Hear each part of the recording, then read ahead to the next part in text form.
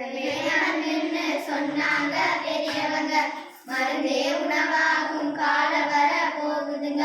நொறுக தின்னாங்க நோயோடி போகுதுங்க. பொருத்த சொன்னாங்க பொறுப்பாக கேட்டுக்கங்க.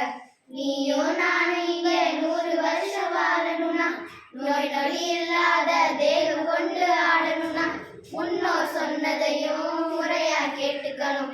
முதன்மை தேகம்னு தலையில போட்டுக்கணும். பாட்டி வைத்தியமும் நாட்டு சமையலும் நாக்க உதவிக்கும் வீட்டு கைமனும் 6 சுவைகளை நாங்க சேர்க்கணும்.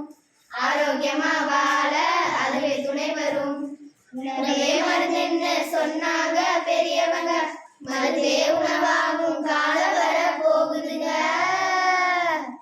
கமருக்கட்டு கடுக்கு மிட்டாய் கடிச்சிட்டிங்க. கடலை மிட்டாய் வாய் மணக்கும். சூட மிட்டாய் வலிஞ்சு வரும். தேன் மிட்டாய் இறந்த பழம் கொடுக்காப்புளி உப்பு போட்ட ஒட்டுமாங்க கலாக்காய் கொய்யாக்காய் கட்டி வச்ச பனங்களை தொட்டு கடலை பொறி உருண்டை வாங்கி தின்னு பாரு பாரு பாரு 100 100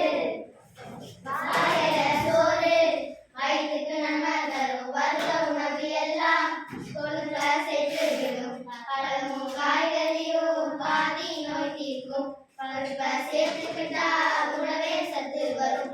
உப்பு சர்க்கரையும்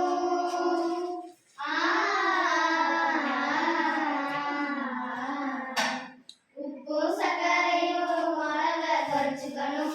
குளிரி விளைகின்ற உணவை புசிச்சுக்கணும். துரித உணவை விரும்பி உண்ணும் பழக்கம் மாறணும். சுய தெய்வம் வேணும்னா மதுவை தவிக்கணும்.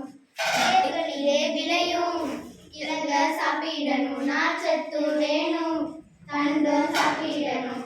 100 விதமான கீரை வகை இருக்கு. நாளும் ஒதுக்காம தின்னா பயன் இருக்கு. வெள்ள சர்க்கரைய